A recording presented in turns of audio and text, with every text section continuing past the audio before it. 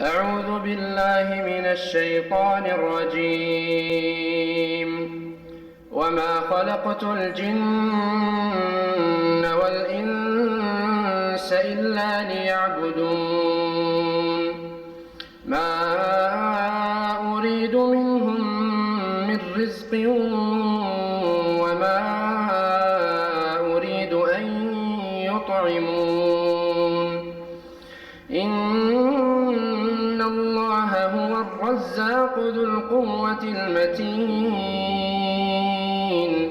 فإن للذين ظلموا ذنوبا مثل ذنوب أصحابهم فلا يستعجلون فويل للذين كفروا من يومهم الذي يوعدون. السلام علیکم ورحمۃ اللہ وبرکاتہ.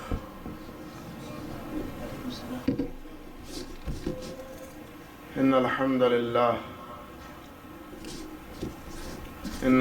للہ رب العالمین حمدا کثیرا طیبا مبارکا فیہ. ان الحمد للہ نحمده ونستعینه ونستغفره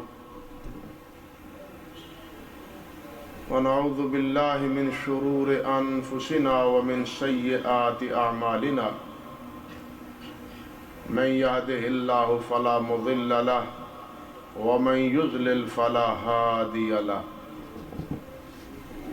واشهد ان لا الہ الا اللہ وحدہ لا شریک له واشهد ان محمدا عبدہ ورسولہ. أما بعد فقد قال النبي صلى الله تعالى عليه وعلى آله وبارك وسلم إن خير الكلام كلام الله وخير الهدي هدي محمد صلى الله عليه وسلم وشر الأمور محدثاتها وكل محدثة بدعة وكل بدعة ضلالة وكل ضلالة في النار.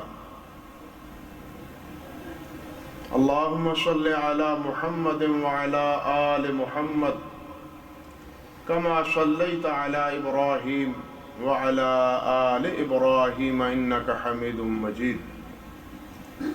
اللهم بارك على محمد وعلى آل محمد كما باركت على إبراهيم وعلى آل إبراهيم إنك حميد مجيد.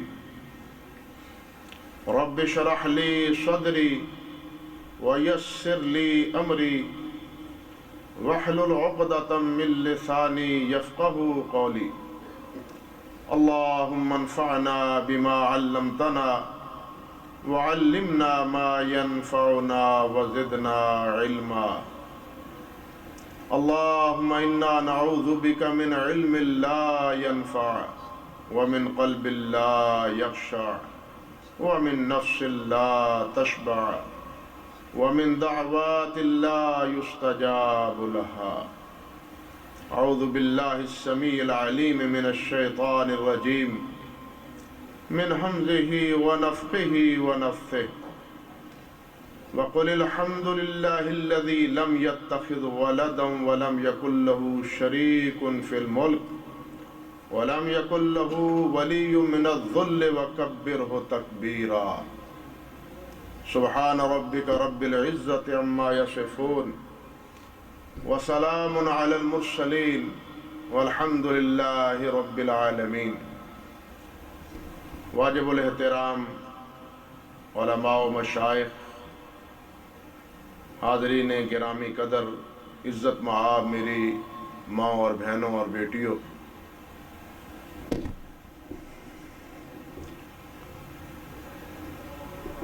سید کائنات حضرت محمد رسول اللہ صلی اللہ علیہ وسلم نے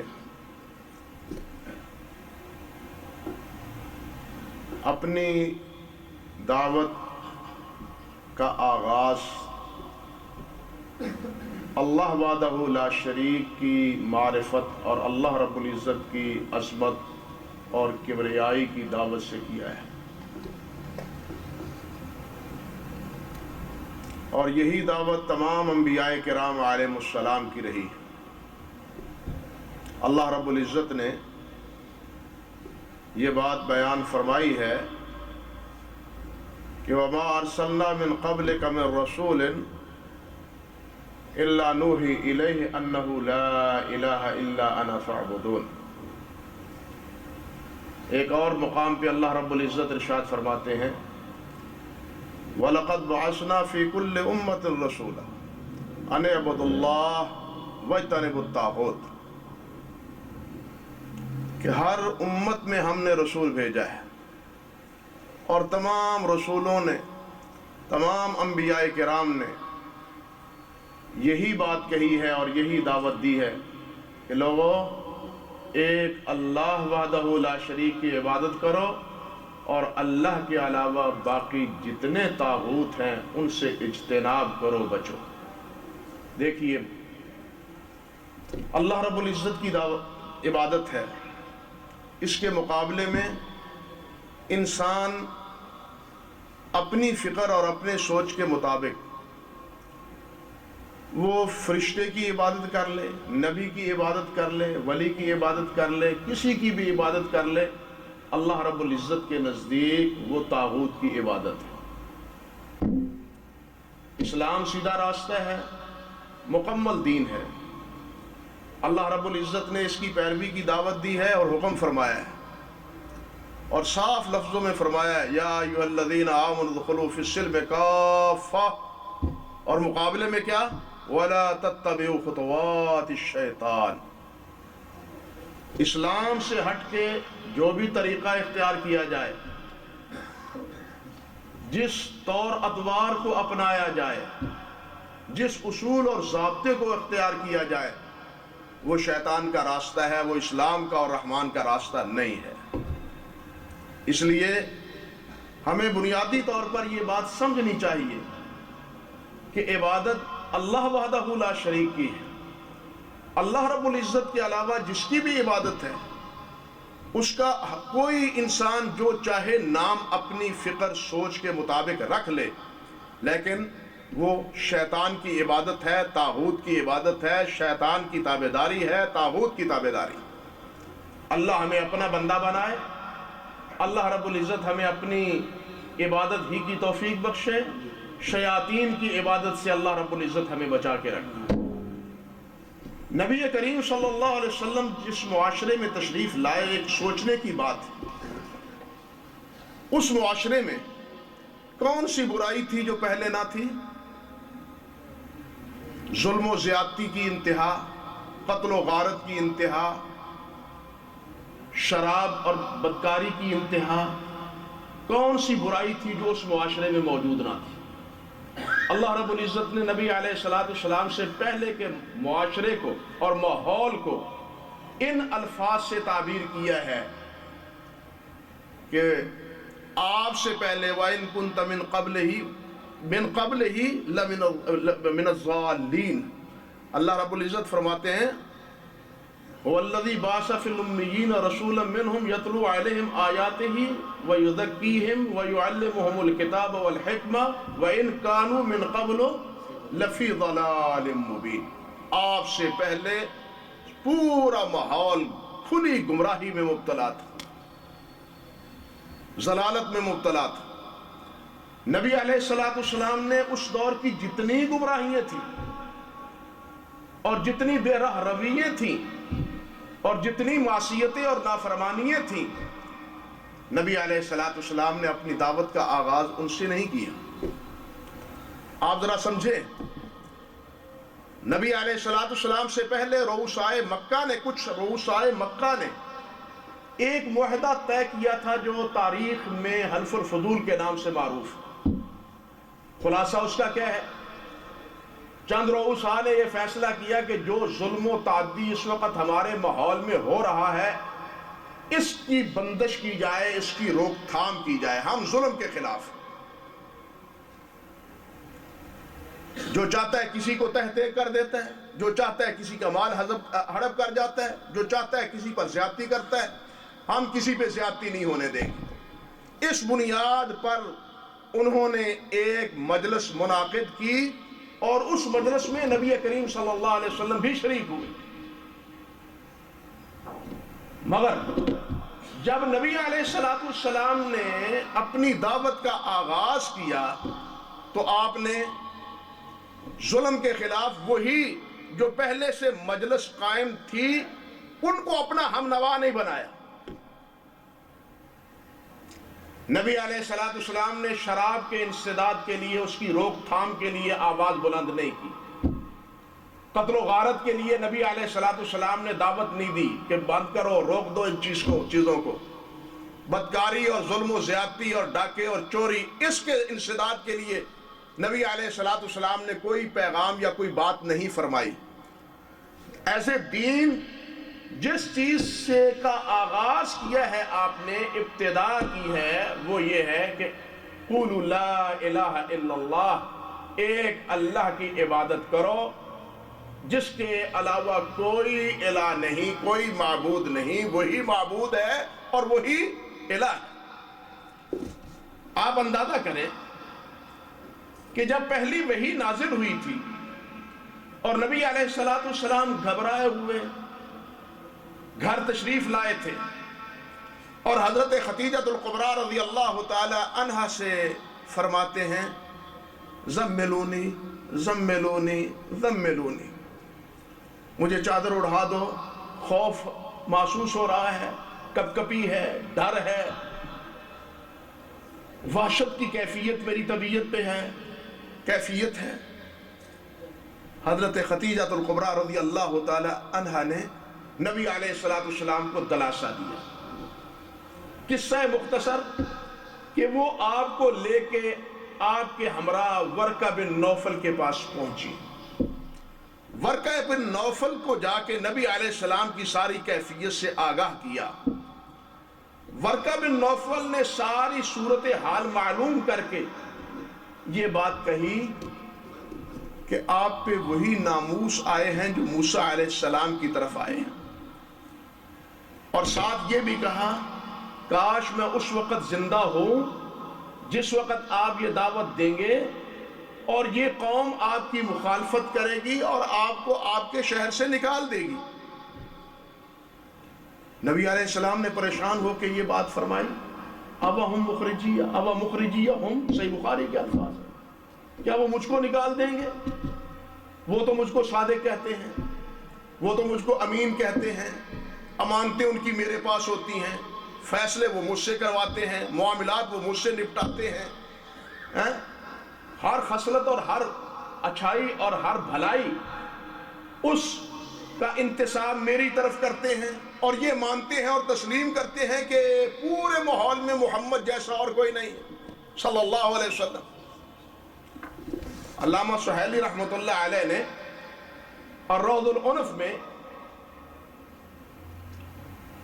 جناب ابو طالب کا وہ خطبہ نکاح نقل کیا ہے جو نبی علیہ السلام کے نکاح کے وقت انہوں نے دیا تھا۔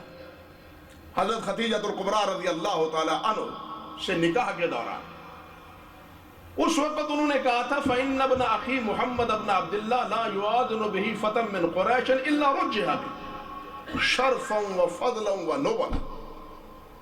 اب آپ ذرا غور کیجئے، یہ وہ قوم ہے جو گھاٹ پہ پانی پینے پلانے پہ بھیڑ جاتی تھی، لڑ جاتی تھی، گھوڑے دوڑانے پر اس کا گھوڑا سبقت کیوں لے گیا، اس کا گھوڑا کیوں سبقت لے گیا، بس اس بنیاد پہ وہ لڑ جاتے تھے۔ لیکن آج قریش کے بھرے مجمع میں ابو طالب انہیں گویا کہ ایک چیلنج دیتے ہیں کہ لاؤ میرے بھتیجے کے مقابلے میں کسی کا نام لو۔ فَإِنَّ ابْنَ أَخِي محمد ابن عبداللہ لا يُعَادُنُ بِهِ فَتًى مِّن قُرَيْشٍ، قریش کا کوئی نوجوان بھی ان کے مقابلے کا نہیں۔ جو جانوروں کے تقابل میں ان کا خون کھول جاتا تھا، اپنے نوجوانوں اور اپنے بیٹے، اپنے بھتیجے، اپنے عزیز اور اپنے اقربا کے مقابلے میں جب محمد صلی اللہ علیہ وسلم کو پیش کیا تو کیوں نہیں خون کھولا ان کا؟ وہ اس حقیقت کو سمجھتے تھے کہ پورے ماحول میں محمد جیسا ہم میں کوئی نہیں ہے صلی اللہ علیہ وسلم، اس کو تسلیم کرتے تھے اور مانتے تھے کہ جو بات حضرت محمد کہتے ہیں صلی اللہ علیہ وسلم وہ ہمیشہ سچ کہتے ہیں۔ بلکہ آپ نے اپنی دعوت کے آغاز سے ان سے یہ بات پوچھی تھی، حل وجدتمونی صادقا او کاذبا۔ قرآن نے کہا ہے فقد لبثت فیکم عمرا من قبلی افلا تعقلون، ایک عمر میں نے تم میں گزاری ہے، 40 سال تم میں بیتے ہیں، میرے بچپنا گزرا ہے، جوانی گزری ہے، تجارت میں نے تمہارے ساتھ کی ہے، مل کے کاروبار کیا ہے، معاملات کیے ہیں، مجھے کیسا پایا؟ حل وجدتمونی صادقا او کاذبا، کیسا پایا تم نے؟ سب نے بیک زباں ہو کے کہا تھا جربناک مرارا ما وجدناک الا صدقا، آپ کا کئی بار تجربہ کیا ہے، ہر بار آپ کو ہم نے سچا پایا ہے۔ یعنی یہ تمام خصلتیں اور یہ ساری خوبیاں وہ نبی کریم صلی اللہ علیہ وسلم کے بارے میں تسلیم کرتے ہیں۔ بلکہ رب ذوالجلال والاکرام نے فرمایا فَإِنَّهُمْ لَا يُكَذِّبُونَكَ وَلَكِنَّ الظَّالِمِينَ بِآيَاتِ اللَّهِ، فرمایا کہ یہ آپ کی تکذیب نہیں کرتے، فَإِنَّهُمْ لَا يُكَذِّبُونَكَ، آپ کو جھوٹا نہیں کہتے، بلکہ یہ ظالم میری آیات سے ان کو قد ہے، میری آیات کی تکذیب کرتے ہیں۔ اللہ اکبر کبیرہ۔ کہنے کا مقصد یہ تھا کہ اس ماحول میں نبی کریم صلی اللہ علیہ وسلم جس دور میں، جس ماحول میں آپ نے دعوت کا آغاز کیا ہے، تمام برائیاں موجود تھیں، لیکن ان برائیوں میں سے سب سے بڑی برائی جس کا آپ نے خاتمے کے لیے چنا ہے اور جس کا انتخاب کیا ہے اللہ کے حکم سے، وہ کیا ہے؟ وہ یہی شرک کا ابطال ہے اور رب ذوالجلال والاکرام کی توحید کا اعلان، جس کا اللہ رب العزت نے سب سے پہلے آپ کو یہ حکم دیا اور یہ فرمایا کہ یا ایھا المدثر قم فانذر وربک فکبر۔ نبی کریم صلی اللہ علیہ وسلم نے اسی اللہ رب العزت کے حکم پر اللہ رب العزت کی کبریائی، اللہ رب العزت کی عظمت، رب ذوالجلال والاکرام کا مقام اور مرتبہ اور اللہ کی معرفت اور اللہ کی پہچان، یہ اپنی قوم کے سامنے رکھی۔ قتل وہاں تھا، چوری وہاں تھی، ڈاکے وہاں تھے، بدکاری وہاں تھی، شراب وہاں تھی، ظلم و زیادتی کی ہر پہلو، ہر ظلم و زیادتی کا وہاں موجود تھا، لیکن نبی علیہ السلام نے اس کے بارے میں اول وہلہ میں، ابتدائی دعوت میں یہ بات نہیں فرمائی کہ قتل چھوڑ دو۔ آپ انصاف کریں، اگر قتل کے خلاف یا ظلم کے خلاف یا شراب کے خلاف اگر آپ تنظیم سازی کرتے تو بن سکتی سی تنظیم یا نہیں بن سکتی تھی؟ ہمیشہ انسان اپنا موقف، اپنی فکر لوگوں تک پہنچانے کے لیے پہلے اپنے کچھ ہم نوا تلاش کرتا ہے، اپنے ہم فکر ڈھونڈتا ہے، اپنے ساتھیوں کو اپنے ساتھ ملاتا ہے۔ ایک کی آواز ہمیشہ ایک ہوتی ہے، دو چار زیادہ ہوں تو آواز میں قوت اور طاقت پیدا ہوتی ہے، لیکن نبی علیہ السلام نے ان عناوین پہ اپنے ساتھیوں کو جمع نہیں کیا، ان عناوین پہ احباب کو، رفقا کو اور ساتھیوں کو، قریشیوں کو، سرداروں کو کوئی کسی کو دعوت نہیں دی، آؤ شراب کے انسداد کے لیے کام کریں، آؤ ظلم کے خلاف ہم لڑیں، آؤ بدکاری کے خلاف ہم لڑیں۔ نبی علیہ السلام نے اس قسم کی تنظیم یا دوسرے لفظوں میں ویلفیئر کا کوئی کام، اس بنیاد پر نبی علیہ السلام نے اپنی دعوت کا آغاز نہیں کیا، بلکہ کس سے آغاز کیا ہے؟ قولوا لا الہ الا اللہ سے آغاز کیا، باوجود اس کے کہ آپ کو خطرات سے آگاہ کر دیا تھا ورقہ بن نوفل نے کہ آپ ایسی دعوت دینے والے ہیں کہ اس کے نتیجے میں آپ کو آپ کا شہر چھوڑنا پڑے گا۔ یہ خطرہ بتلا دیا تھا، آگاہ کر دیا تھا ورقہ نے، لیکن نبی علیہ السلام نے اس کی پرواہ کیے بغیر، اس کو خاطر میں لائے بغیر، اللہ رب العزت کے حکم سے دعوت وہیں سے اس کا آغاز کیا جس سے اللہ رب العزت نے حکم دیا تھا کہ میرے قوم قولوا لا الہ الا اللہ، بس اتنی بات کہنی تھی کہ ساری خوبیاں ان کے نزدیک ختم ہو کے رہ گئی۔ معاذ اللہ ثم استغفر اللہ۔ وہ کہنے لگے اجعل الآلہۃ الہ واحدا ان ھذا لشیء عجاب، عجیب بات ہے، سارے الہوں کا، سارے معبودوں کا خاتمہ کر کے صرف ایک ہی معبود. ما سمعنا بہذا فی الملت الآخرہ ان ھذا الا اختلاق. یہ دعوت تو ہم نے کسی ملت میں دیکھی نہیں، سنی نہیں، یہ محمد نے اپنے جی سے گھڑ لی ہے، آپ بنا لی ہے. عیسائیت ہمارے سامنے ہے، یہودیت ہمارے سامنے ہے، اور اس کے علاوہ پارسی ہمارے سامنے ہے. وہ ایک الہ کی عبادت نہیں کرتے، وہ بھی عیسائی عیسیٰ علیہ السلام کی عبادت کرتے ہیں. ساتھ یہودی ہیں تو وہ عزیر علیہ السلام کو اللہ کا بیٹا بنا کے ان کی عبادت اور پرستش کرتے ہیں، اور دوسرے مجوسی ہیں تو وہ بھی دو خداؤں کی عبادت کرتے ہیں. یہ عجیب دعوت ہے کہ ایک ہی خدا کی دعوت، ایک ہی الہ کی دعوت، ایک ہی معبود کی دعوت. ما سمعنا بہذا فی الملت الآخرہ. طوفان کھڑا ہو گیا، طوفان کھڑا ہو گیا نبی کریم صلی اللہ علیہ وسلم کے خلاف، لیکن آپ نے اس کی کوئی پرواہ نہیں کی، کوئی اس کو خاطر میں نہیں لائے. یہی دعوت دی اور یہی بات کہی. کیوں کہی؟ سوچنے کی بات ہے. کیوں کہا؟ یہ ایسا کیوں کیا؟ بظاہر ہمیں یہ سمجھ آتا ہے کہ یہ حکمت عملی کے خلاف ہے. معاذ اللہ، حکمت عملی کے خلاف ہے. چاہیے تو یہ حکمت کا تقاضا یہ ہے کہ ابتداً کچھ ہم نوا تیار کر لیے جائیں، لیکن اس فکر سے، اس حکمت عملی کی بجائے آپ نے بات پہلی ایسی کی کہ جس کے نتیجے میں بھوچال کھڑا ہو گیا، طوفان کھڑا ہو گیا. آپ نے اس طوفان کی کوئی پرواہ نہ کی اور یہی بات کہی اور اسی کی دعوت دی کہ قولوا لا الہ الا اللہ. وجہ کیا ہے؟ سبب کیا ہے؟ سبب یہ ہے بھائیو کہ یہ غلطی ایسی ہے، یہ گناہ ایسا ہے، یہ جرم ایسا ہے کہ اس کے مقابلے میں ہر جرم ہلکا ہے. آج لوگوں کی نگاہ میں قتل بہت بڑا جرم ہے، ریپ بہت بڑا جرم ہے، ڈاکہ بہت بڑا جرم ہے، لیکن نبوی تعلیم میں، اللہ اور اللہ کے رسول کی تعلیمات میں سب سے بڑا جرم شرک، سب سے بڑا گناہ شرک. چوری معاف ہو سکتی ہے، قتل معاف ہو سکتا ہے، بدکاری معاف ہو سکتی ہے، لیکن شرک سے جب تک توبہ نہ کیا جائے شرک معاف نہیں ہوگا. نبی حکیم ہوتا ہے، نبی حکیم ہوتا ہے، صحیح علاج کرتا ہے. آپ سوچیں ایک ٹی بی کا مریض ہو یا ایک آدمی اس کو کینسر کی بیماری ہو. اب کینسر کے مریض کا علاج، اگر اس کو کھانسی ہو جائے تو ڈاکٹر کھانسی کی طرف توجہ دے گا یا کینسر کی طرف توجہ دے گا؟ بھائی سوچئے ذرا. ڈاکٹر سمجھدار جو حکیم ہے، جو سمجھدار ہے، وہ کیا کرے گا؟ اس کے کینسر کی فکر کرے گا. وہ کھانسی خود بخود حل ہو جائے گی، اس کا علاج ہو جائے گا، ختم ہو جائے گی. اگر کینسر ختم ہو گیا اس کا علاج ہو گیا. لیکن اگر کینسر ہی باقی رہا تو پھر جان لیوا یہ ثابت ہوگی، یہ بیماری جان لیوا ثابت ہوگی. یوں ہی سمجھیے کہ یہ شرک کینسر سے بھی زیادہ مہلک بیماری ہے، جس کے بارے میں رب ذوالجلال والاکرام نے باشگاف الفاظ میں یہ بات متنبہ فرما دی کہ ان اللہ لا یغفر ان یشرک بہ ویغفر ما دون ذلک لمن یشاء، کہ اس کے علاوہ، شرک کے علاوہ اللہ ہر گناہ معاف کر دے گا لیکن شرک تو معاف نہیں کرے گا. اللہ اپنے باغی کو معاف، کوئی حکومت اپنے باغی کو معاف نہیں کرتی، بغاوت کرتا ہے، معاف نہیں کرتی.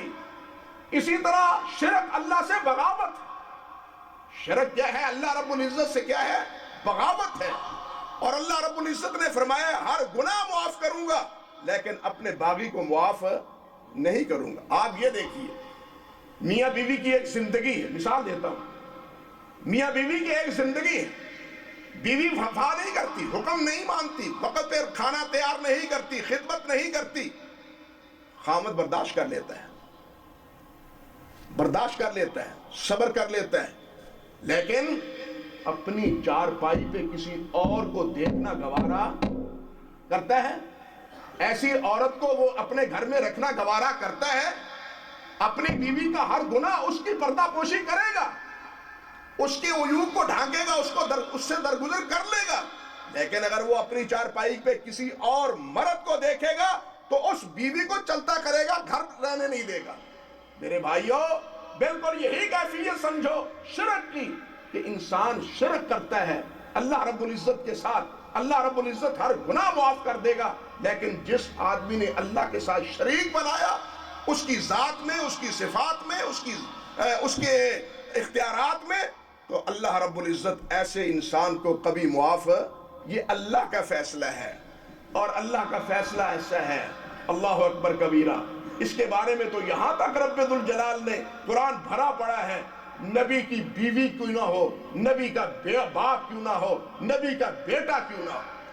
حضرت نوح علیہ السلام کا واقعہ آپ نے سنا ہے علماء کرام سے، صرف یاد دہانی کے طور پہ عرض کرتا ہوں، 950 سال تک، اللہ اکبر، 950 سال تک حضرت نوح علیہ السلام نے اللہ کی توحید کی دعوت دی۔ آخر میں آ کے صرف اتنی بات کہہ دی تھی نا کہ ان ابنی من اہلی، ان ابنی من اہلی۔ اللہ نے کیا فرمایا؟ لا تسألنی ما لیس لک بہ علم، جس چیز کا آپ کو علم نہیں ہے اس کا سوال کیوں کرتے ہیں؟ خبردار اگر آئندہ سوال کیا تو تم ظالموں میں قرار ہو پاؤ گے۔ اب اندازہ کیجئے، اللہ اکبر، نوح علیہ السلام نے یہ نہیں کہا، نوح علیہ السلام نے یہ عرض نہیں کیا، یہ جسارت نہیں کی، الہا 950 سال تک تو تیری توحید کا ڈنکا بجاتا رہا ہوں، تیری سربلندی کے لیے میں نے ہر تانا، ہر ملامت، ہر تکلیف، ہر مصیبت برداشت کی ہے، آج 950 سال کے بعد ایک لمحے میں بیٹے کے بارے میں نے بات کی ہے تو آپ نے اتنی جھڑکی پگلا دی، سنا دی ہے، اتنی جھڑکی کہ تم ظالم ہو جاؤ گے، خسارہ پانے والوں میں سے ہو جاؤ گے۔ اللہ اکبر کبیرہ۔ نوح علیہ السلام نے بھی یہ جسارت نہیں کی۔ کیوں نہیں کی؟ اس لیے کہ نوح جانتے تھے کہ وہ رب ہے، جو چاہتا ہے فیصلہ کر دیتا ہے، وہ جو چاہتا ہے فیصلہ کر دیتا ہے، اس کے فیصلے کو کوئی رد کرنے والا نہیں ہے۔ فوراً کوئی ہیلا، کوئی بہانہ، کوئی عذر، کوئی معذرت کرنے کی بجائے صاف صاف لفظوں میں اعوذ بک ان اسألک ما لیس لی بہ علم، اللہ میں تجھ سے پناہ لیتا ہوں کہ میں نے ایسا سوال کر لیا جس کے بارے میں مجھے علم نہیں تھا۔ وَإِلَّا تَغْفِرْ لِي وَتَرْحَمْنِي أَكُن مِّنَ الْخَاسِرِينَ، اگر آپ معاف نہیں کریں گے، رحمت نہیں کریں گے تو اللہ میرے پلے میں کچھ نہیں رہے گا، میری ساری 950 سال کی عبادت وہ ساری کی ساری برباد ہو جائے گی، اللہ مجھے معاف فرمائیے۔ کس بات پر ہے؟ سوچئے ذرا کس بات پہ ہے؟ بیٹے نالائق کی سفارش کرنے کے نتیجے، گویا اللہ رب العزت کو مشرک کی سفارش بھی گوارا نہیں ہے، معاف کرنا تو کجا، مشرک کی سفارش بھی گوارا نہیں ہے۔ اور رب ذوالجلال والاکرام نے صاف فرما دیا، ما کان للنبی والذین آمنوا معه ان یستغفروا للمشرکین ولو کانوا اولی قربا، فرمایا نبی کے لیے اور ایمان والوں کے لیے اس کی گنجائش ہی نہیں ہے، ان کے لیے یہ مناسب ہی نہیں ہے، لائق ہی نہیں ہے کہ وہ کسی مشرک کے بارے میں مجھ سے سفارش کریں، مجھ سے سفارش کریں، مجھ سے کہیں کہ یا اللہ انہیں بخش دو۔ اللہ رب العزت نے، اللہ اکبر، تو اپنے پیارے پیغمبر حضرت محمد مصطفیٰ صلی اللہ علیہ وسلم، امام الانبیاء، امام الہدا، امام الانبیاء محمد مصطفیٰ صلی اللہ علیہ وسلم، ان سے اللہ رب العزت نے یہ بات ارشاد فرمائی، وَلَقَدْ أُوحِيَ إِلَيْكَ وَإِلَى الَّذِينَ مِن قَبْلِكَ لَئِنْ أَشْرَكْتَ، اگر آپ بھی شرک کریں گے لَيَحْبِطَنَّ عَمَلُكَ، ہم نے آپ کو بھی وحی کی ہے، آپ سے پہلے انبیاء کو بھی خبردار کیا ہے، اور ہم وارننگ تمہیں دیتے ہیں کہ اگر آپ نے شرک کیا تو آپ کی زندگی کے اعمال ہباء منصورہ ہو جائیں گے، ساری زندگی کی پونجی برباد۔ یہ کس سے کہا جا رہا ہے؟ کسے خبردار کیا جا رہا ہے؟ جو سب سے بڑے توحید کے علمبردار ہیں۔ مسئلہ سمجھانے کے لیے نبی علیہ السلام سے تو اس چیز کی توقع کا سوال ہی پیدا نہیں ہوتا، لیکن ہمیں خبردار کرنے کے لیے، لوگوں کو سمجھانے کے لیے جب اللہ نے اپنے انبیاء کو یہ بات ارشاد فرمائی ہے تو کوئی اور کیا، اس کی کیا حیثیت اور کیا نوعیت ہو سکتی۔ اس لیے بھائیو، اللہ رب العزت نے یہ بات صاف فرمائی، بلکہ آپ سورۃ الاعراف پڑھیں، وہاں 18 انبیاء، اور سورۃ الانعام 18 انبیاء علیہم السلام بیک وقت سارے 18 انبیاء کا ذکر کرنے کے بعد رب ذوالجلال والاکرام نے فرمایا ہے وَلَوْ أَشْرَكُوا لَحَبِطَ عَنْهُمْ مَا كَانُوا يَعْمَلُونَ، کہ اگر یہ شرک کرتے تو ان کے تمام اعمال برباد ہو جاتے. نام لے لے کے انبیاء کرام علیہ السلام. یہ اتنا بڑا گناہ ہے, اتنا بڑا جرم ہے, اور اتنی بڑی اللہ رب العزت کے ہاں یہ چیز جو ہے وہ کیا ہے, ناگوار ہے. آپ دیکھیں حدیث میں آتا ہے, نبی کریم حضرت محمد رسول اللہ صلی اللہ علیہ وسلم نے ارشاد فرمایا ہے کہ شفاعتی لأہل الکبائر من امتی الا من اخذہ القرآن. فرمایا میری قیامت کے دن سفارش میرے ہر گناہگار امتی کو پہنچے گی, الا من اخذہ القرآن, مگر جس کو قرآن نے تھام لیا, پکڑ لیا, اس کو میری سفارش کوئی فائدہ نہیں دے گی. اللہ اکبر کبیرہ. میری سفارش ہر گناہگار سے گناہگار کو, شفاعتی لأہل الکبائر من امتی, جو کبیرہ گناہ کریں گے, بڑے بڑے گناہ کریں گے, ان کی سفارش کی اللہ مجھے اجازت دے دے گا. لیکن جس کی زندگی میں شرک ہوگا اللہ اس کی سفارش کی مجھے اجازت نہیں دے گا. رب ذوالجلال والاکرام نے صاف فرمایا ہے انہو من یشرک باللہ فقد حرم اللہ علیہ الجنہ ومأواہ النار وما للظالمین من انصار. فرمایا جو اللہ کے ساتھ شریک بناتا ہے, انہو من یشرک باللہ, اس کے بارے میں فیصلہ کیا, فقد حرم اللہ علیہ الجنہ, اس پر اللہ نے جنت کو حرام ٹھہرایا ہے. حرام ہے جنت میں ان کا داخلہ. سوال ہی نہیں پیدا ہوتا کہ وہ جنت کا دروازہ دیکھ سکے. اللہ اکبر کبیرہ. جنت کی خوشبو دیکھ سکے, وہ محسوس کر سکے. فرمایا کہاں جائیں گے پھر؟ جنت میں تو جائیں گے نہیں, دروازہ بند, کہاں جائیں گے؟ فرمایا مأواہ النار, اس کا ٹھکانہ کیا ہے؟ جہنم. اچھا جی, جہنم میں چلے گئے تو کوئی کبھی نکلیں گے بھی؟ کوئی سفارشی پہنچے گا, کوئی شفاعتی نکلے گا, آئے گا چھڑوانے کے لیے پہنچے گا کوئی؟ بڑے سہارے ہیں, فلاں پہنچ جائے گا, فلاں پہنچ جائے گا, جناب ہم ششماہی بھی دیتے ہیں, سالانہ بھی دیتے ہیں, خیراتیں بھی بڑی کرتے ہیں, پہنچ جائیں گے وہ؟ اللہ فرماتے ہیں وَمَا لِلظَّالِمِينَ مِنْ أَنصَارٍ, کوئی ان ظالموں کا مددگار نہیں ہوگا, ان کی مدد کے لیے کوئی نہیں پہنچے گا. آج جن پہ سہارے لگائے بیٹھے ہیں, جن پہ آسرے لگائے بیٹھے ہیں, جن پہ ان کی امیدیں وابستہ ہیں, وہ ساری امیدیں خاک میں مل جائیں گی. کوئی ان کی مدد کے لیے اور ان کے تعاون کے لیے نہیں پہنچے گا. یہ کہاں رہیں گے؟ ہمیشہ ہمیشہ کے لیے جہنم ہی رہیں گے. اور یہ ایسا جرم ہے, آپ اندازہ کیجئے اللہ رب العزت نے کیا فرمایا, ان الذین کفروا من اہل الکتاب والمشرکین فی نار جہنم خالدین فیہا ابدا, خالدین فیہا, ہمیشہ وہ وہاں اس میں رہے, خالدین فیہا. اولئک ہم شر البریہ. اللہ اکبر. اولئک ہم شر البریہ. ایک جگہ اللہ فرمایا انما المشرکون نجس, کہ مشرک کیا ہے؟ وہ نجس ہے, پلید ہیں. زمین پہ جتنے چلنے پھرنے والے دابہ ہیں, دابہ ہر زمین پہ چلنے والی کو کہتے ہیں.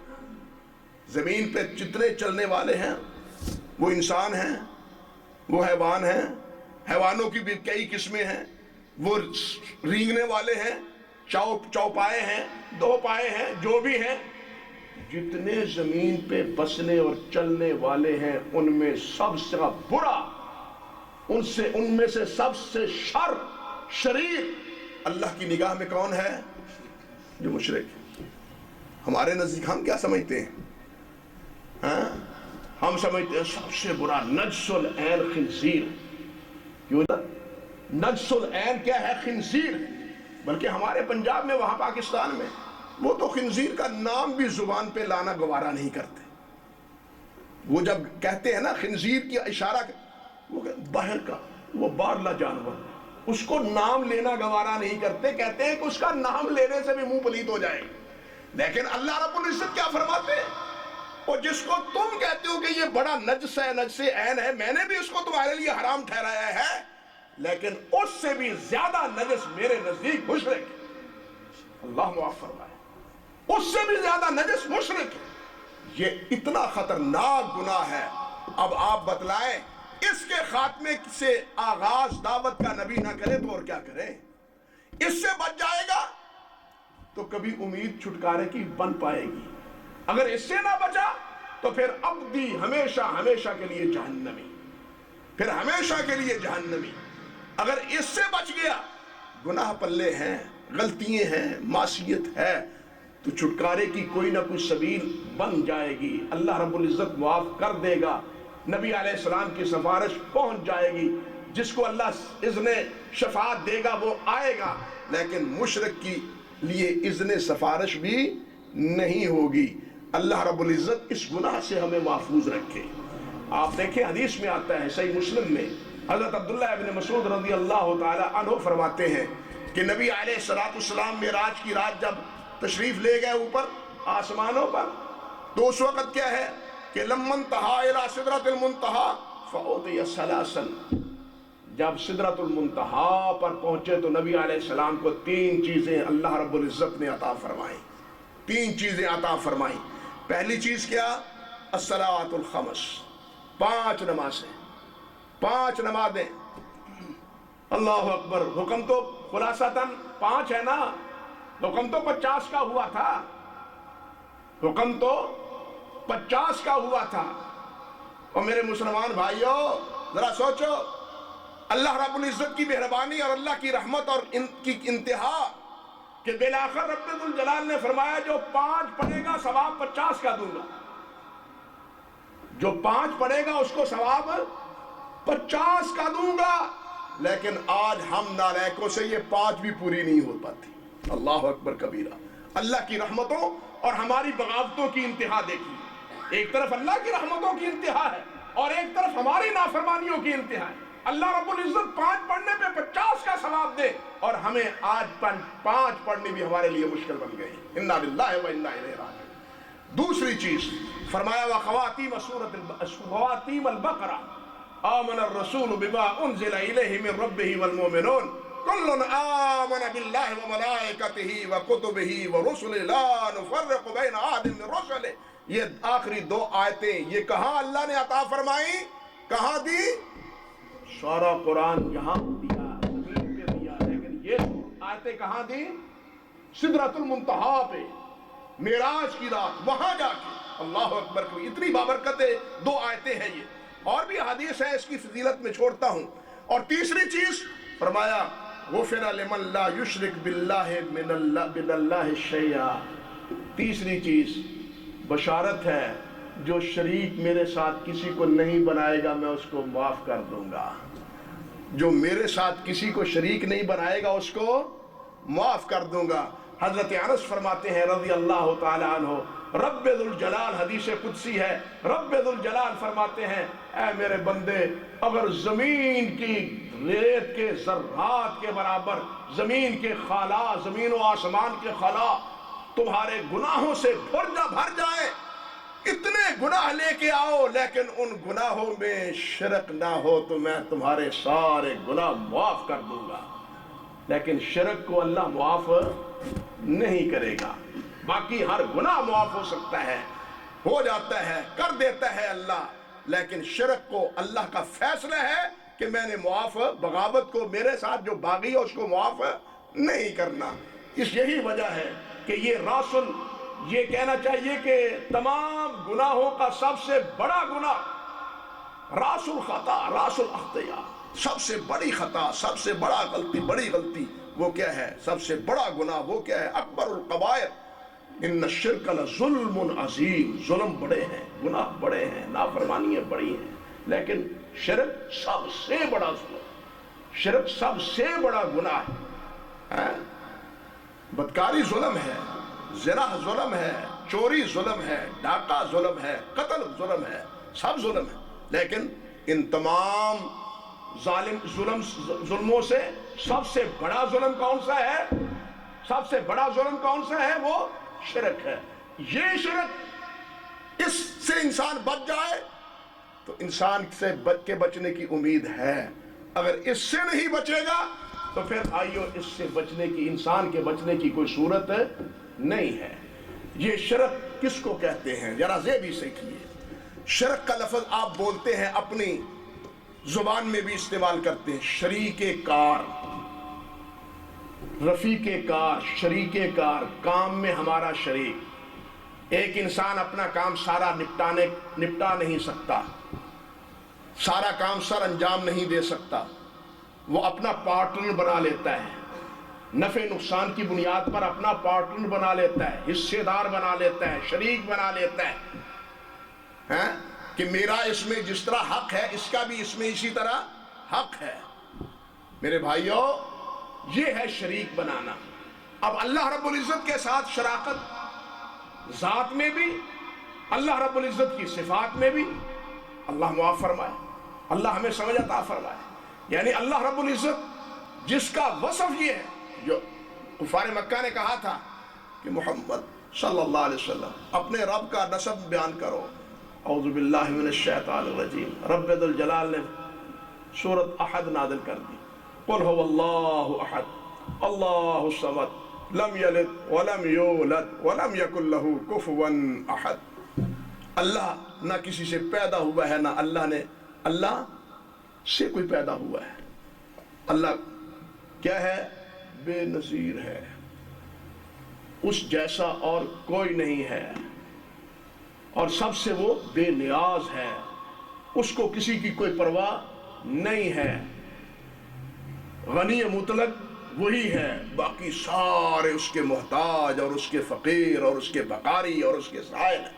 اللہ اکبر کبیرہ، اللہ اکبر کبیرہ۔ تو میرے بھائیوں، یہ اللہ رب العزت کی صفت ہے کہ اللہ جیسا کوئی نہیں، لیس کمثلہ شیء وہو علی کل شیء قدیر۔ ہر چیز پہ قادر وہی ہے، ہر چیز پہ قادر وہی ہے، اللہ جیسا اور کوئی ہے نہیں۔ لا یسأل عما یفعل وہم یسألون، اللہ سے کوئی پوچھنے والا نہیں ہے، اللہ جس سے جو چاہے پوچھے۔ اللہ انبیاء سے پوچھے گا، فرشتوں سے پوچھے گا، انسانوں سے پوچھے گا، گناہگاروں سے پوچھے گا، نیکوں سے پوچھے گا، جو چاہے گا پوچھے گا، لیکن اللہ رب العزت سے کوئی پوچھنے والا نہیں۔ لا یسأل عما یفعل، یہ ہے اللہ، یہ ہے اللہ وحدہ لا شریک۔ اور یہ جو سورۃ بنی اسرائیل کی آخری آیت پڑھی، اس میں کیا ہے؟ قل الحمد للہ الذی لم یتخذ ولد ولم یکن لہ شریک فی الملک ولم یکن لہ ولی من الذل وکبرہ تکبیرا۔ سوچئے ذرا کہ قل الحمد للہ الذی لم یتخذ ولد، اے میرے نبی محمد صلی اللہ علیہ وسلم کہیے اللہ تیرا شکر ہے، الحمدللہ اس اللہ کا شکر ہے جس کا کوئی بیٹا نہیں ہے، جس کی کوئی اولاد نہیں ہے۔ سوچنے کی بات یہ ہے کہ اس میں شکر کی بات کیا ہے؟ حمد کے معنی تعریف بھی ہے، حمد کے معنی شکر بھی، دونوں معنی کیے۔ قل الحمدللہ الذی لم یتخذ ولد، ایک تو یہ کہ وہی تعریف کے لائق ہے جس کی کوئی اولاد نہیں ہے۔ ہر انسان اولاد کا محتاج ہے، بڑا ہو یا چھوٹا ہو، نبی ہو یا بادشاہ ہو، وہ اولاد کا محتاج۔ حتیٰ کہ ابراہیم علیہ السلام جیسے نبی، حتیٰ کہ حضرت زکریا علیہ السلام جیسے نبی بوڑھے ہو گئے، لیکن اولاد کی محبت پھر بھی دامنگیر ہے۔ بال سفید ہو گئے، ہڈیاں جواب دے گئیں، مخ ہڈیوں میں ختم ہو گئی، لیکن وَلَمْ أَكُنْ بِدُعَائِكَ رَبِّ شَقِيًّا، اللہ میں تیری رحمت سے نا امید ہے نہیں، اولاد کی تمنا ہے۔ رب حب لی من الصالحین، رب حب لی من الصالحین۔ ابراہیم خلیل ہو گئے، واتخذ اللہ ابراہیم خلیلا، اللہ نے ابراہیم کو اپنا خلیل بنایا ہے، لیکن اس کے باوجود بھی اللہ سے دعا کرتے ہیں کہ اللہ مجھے بیٹا ہی دے دے، اللہ مجھے بیٹا عطا فرما دے۔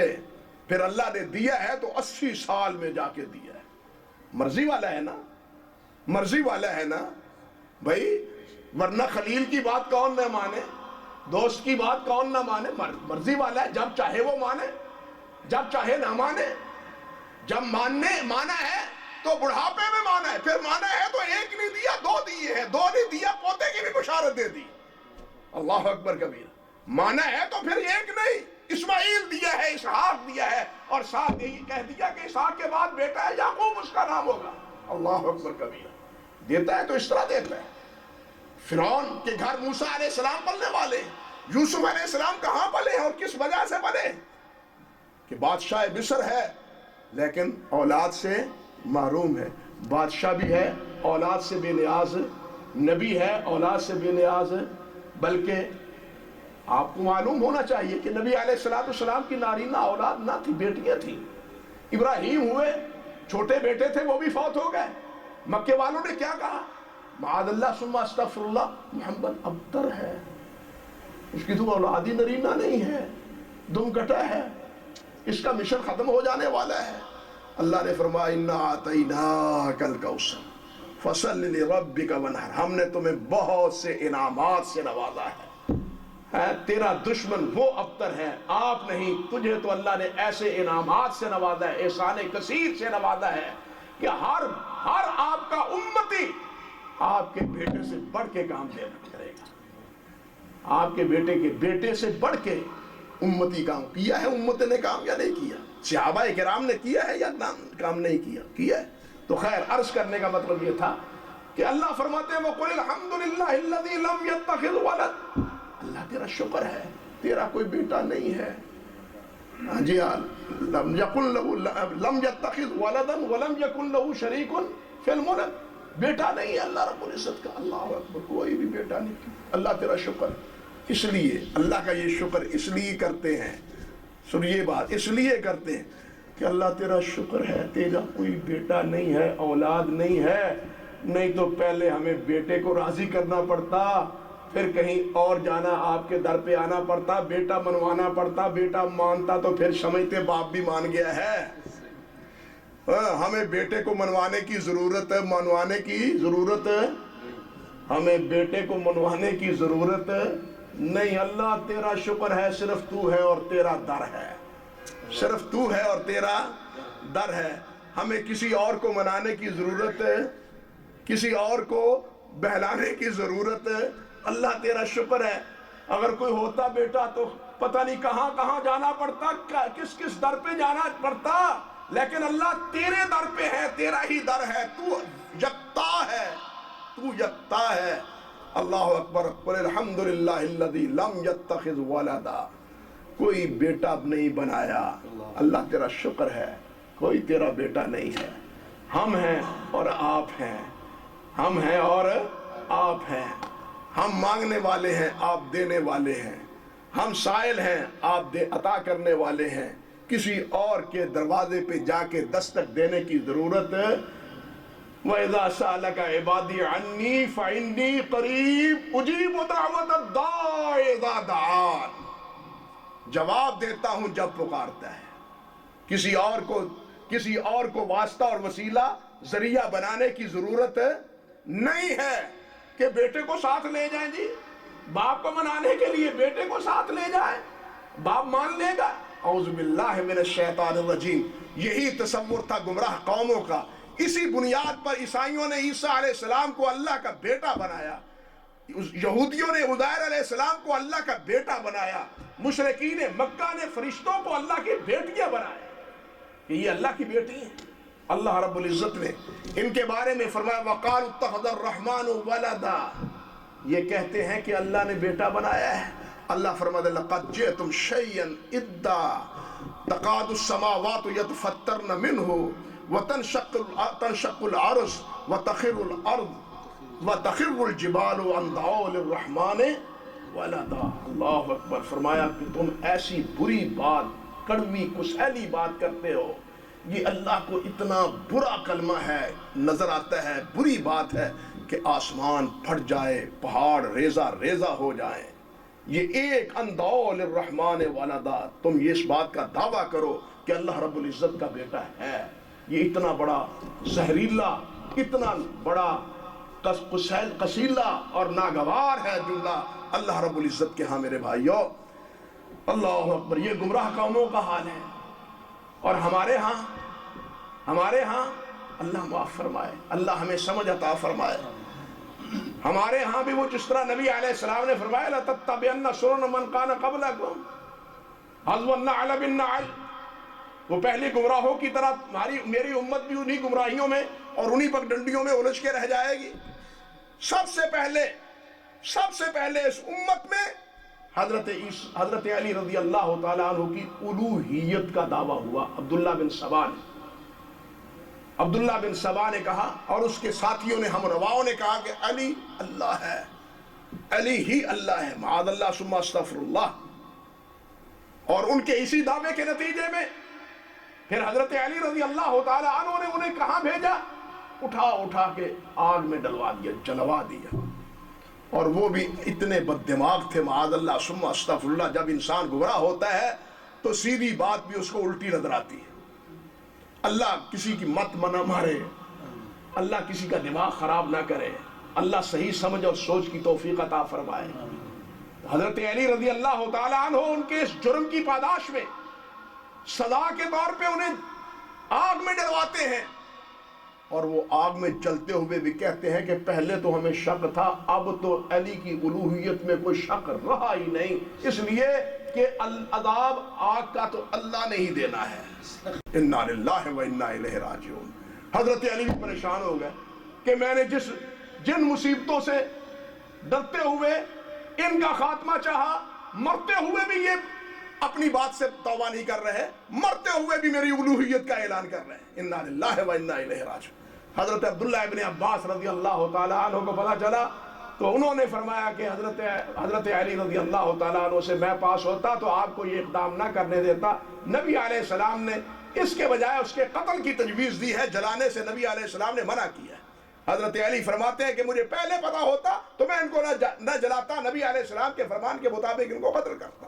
تو خیر, عرض کرنے کا مقصد یہ تھا کہ جس طرح پہلی امتیں گمراہ ہوئی, سب سے پہلے صحابہ کرام کے آخری دور میں حضرت علی رضی اللہ تعالیٰ عنہ کے بارے میں یہ فکر پیدا ہوا, اور بعد میں اسماعیلی ان کی بھی یہی فکر ہے, اسماعیلیوں کی یہی فکر ہے. بلکہ آپ حیران ہوں گے ان کا کلمہ کیا ہے, ان کا جو قاعدہ ہے ابتدائی, میں نے خود دیکھا ہے, سنی سنائی بات نہیں کرتا. لا الہ الا اللہ محمد رسول اللہ علی اللہ. اعوذ باللہ من الشیطان الرجیم. ان کا ابتدائی قاعدہ میں نے دیکھا اسماعیلیہ کا. یہ آغا خانی جو مشہور ہے ہمارے ہاں, آغا خانی اسماعیلی, ان کا یہ قاعدہ ابتدائی کلمہ جو وہ پڑھتے ہیں, کیا پڑھتے ہیں؟ لا الہ الا اللہ محمد رسول اللہ علی اللہ. اعوذ باللہ من الشیطان الرجیم. اگر جعفریوں نے, رافضیوں نے, باقیوں نے علی کو اللہ نہیں کہا تو علی اللہ سے پیچھے بھی نہیں چھوڑا. معاذ اللہ ثم استغفر اللہ. حیات القلوب میں لکھا ہے کہ نبی علیہ السلام سے پوچھا معراج کی رات واپسی پہ حضرت علی رضی اللہ تعالیٰ عنہ نے کہ حضرت علی کہ اے اللہ کے نبی, آپ نے وہاں اللہ سے بات کی تو کس زبان سے بات کی؟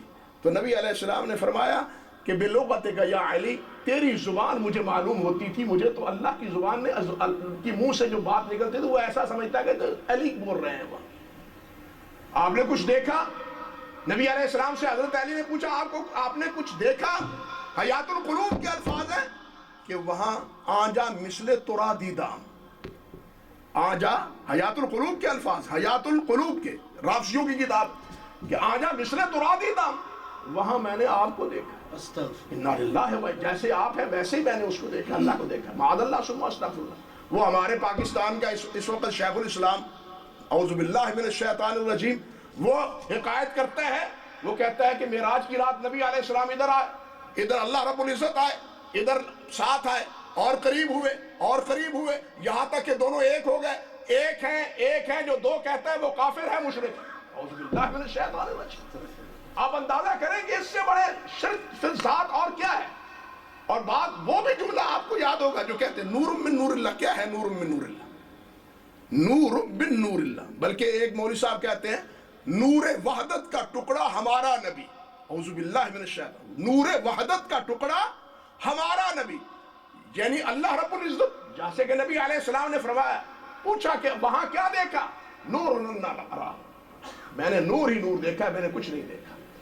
تو نبی علیہ السلام کے بارے میں وہ کہتا ہے کہ نبی علیہ السلام کے وہاں کیا ہے؟ نبی علیہ السلام کیا ہے؟ نور وحدت کا ٹکڑا ہے. اللہ کا جو نور ہے اس کا حصہ ہے نبی علیہ السلام. اب مجھے آپ بتلائیں ایمانداری سے کہ اللہ رب العزت کی ذات میں شریک بنایا ہے یا نہیں بنایا؟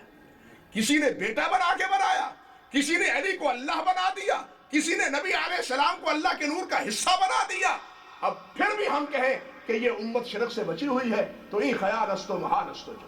اللہ ہی ہمیں اس گمراہی سے بچائے, اللہ اس گمراہی اور ضلالت سے ہمیں محفوظ رکھے.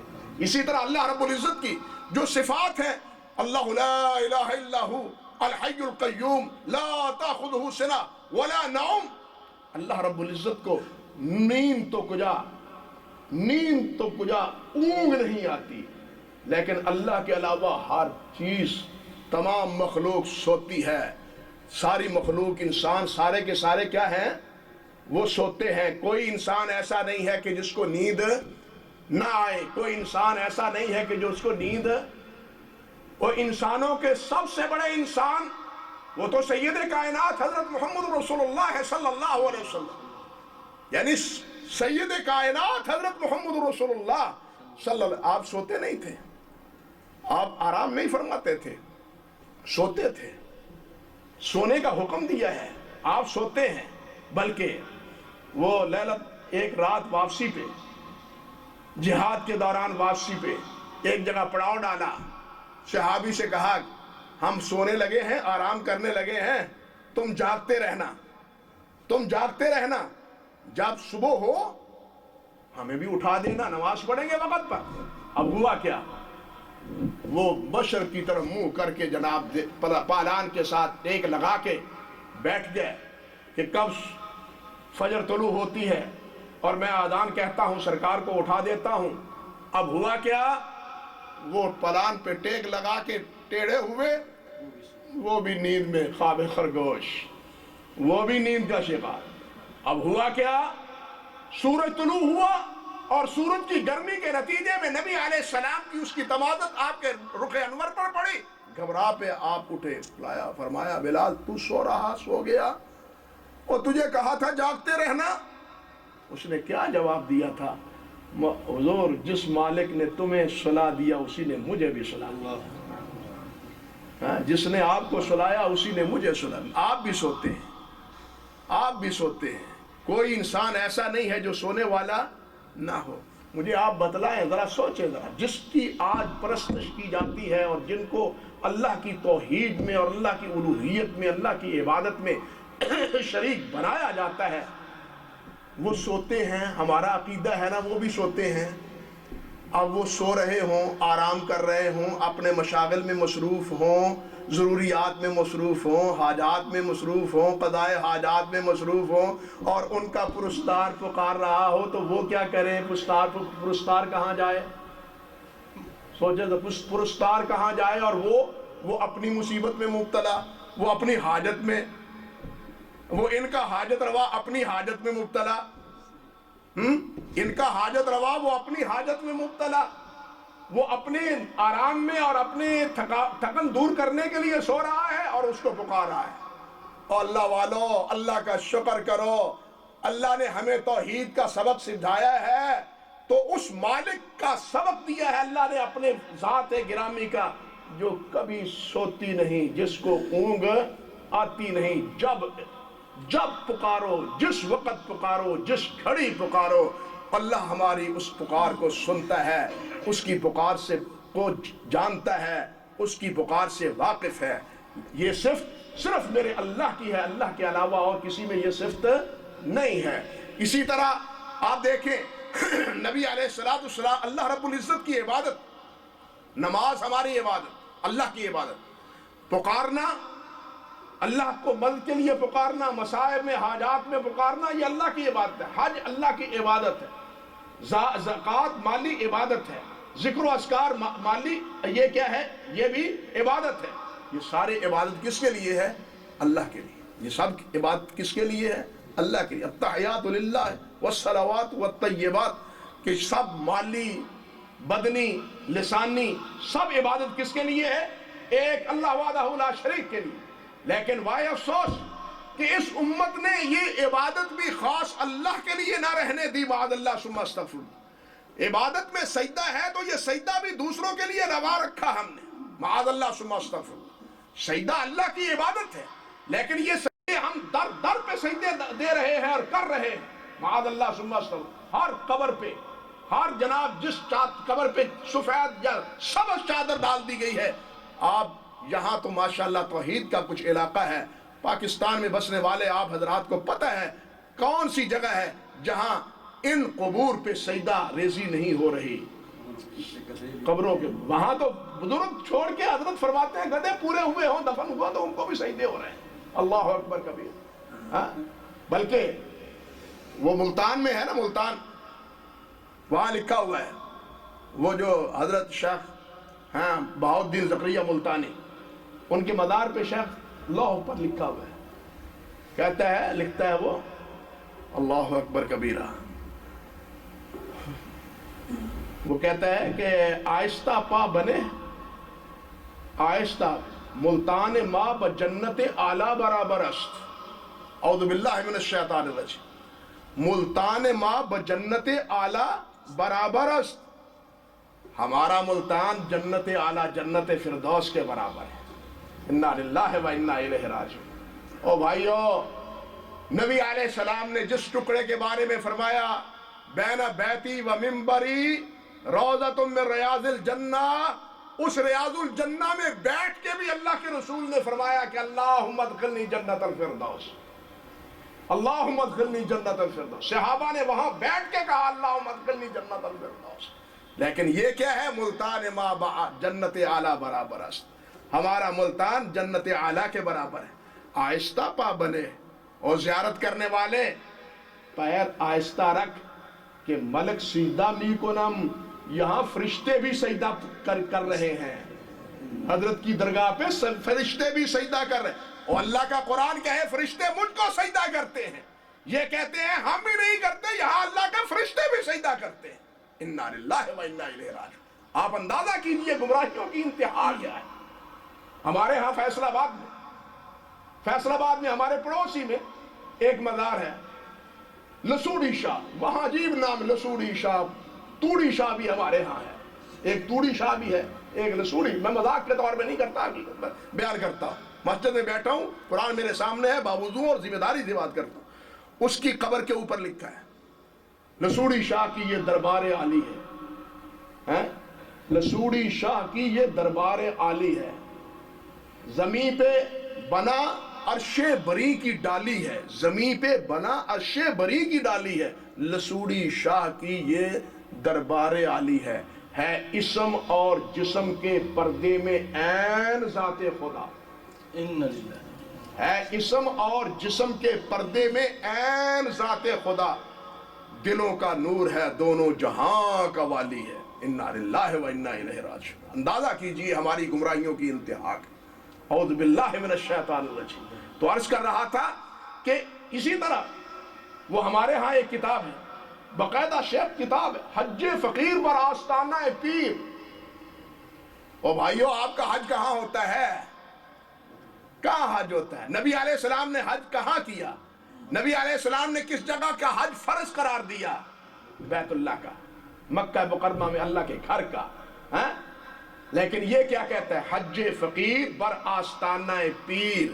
ہم فقیروں کا حج پیروں کے آستانے پہ ہے، پیروں کے آستانے پہ ہمارا حج ہے۔ یہاں پتہ نہیں سندھ کا کوئی ساتھی ہے یا نہیں، آپ مجھے بتلائیں کہ کیا وہاں شہباز قلندر کے پورے میلے پر وہاں یہ باقاعدہ اناؤنسر وہ اعلان کرتا ہے غریبوں کا یہاں حج ہے، امیروں کا حج مکے ہوتا ہے۔ سیڑھی دیکھی ہے نا، غریبوں کا حج یہاں ہے، امیروں کا حج وہاں ہوتا ہے۔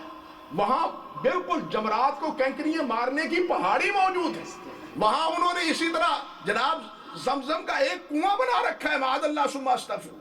آپ اندازہ کریں ہمارا حال کیا ہے۔ یہ امت محمد مصطفیٰ کی امت ہے صلی اللہ علیہ وسلم، اس نبی کی امت جس نبی نے سب سے پہلے اسی شرک کی بے کنی کے لیے آواز اڑائی تھی، اس نبی کی امت ہے۔ یہ حال ہے ہمارا، اور یہ ہماری عبادات ہیں، اور یہ ہمارے اعتقادات ہیں رب ذوالجلال والاکرام کے بارے میں۔ اللہ رب العزت ہمیں صحیح عقیدہ جو نبوی عقیدہ ہے وہ اپنانے کی توفیق عطا فرمائے، اس ظلم عظیم سے ہمیں بچائے، اللہ اپنا بندہ ہمیں بنائے رکھے۔ وآخر دعوانا ان الحمدللہ رب العالمین۔ سبحان ربک رب العزت عما یصفون وسلام علی المرسلین والحمدللہ رب العالمین۔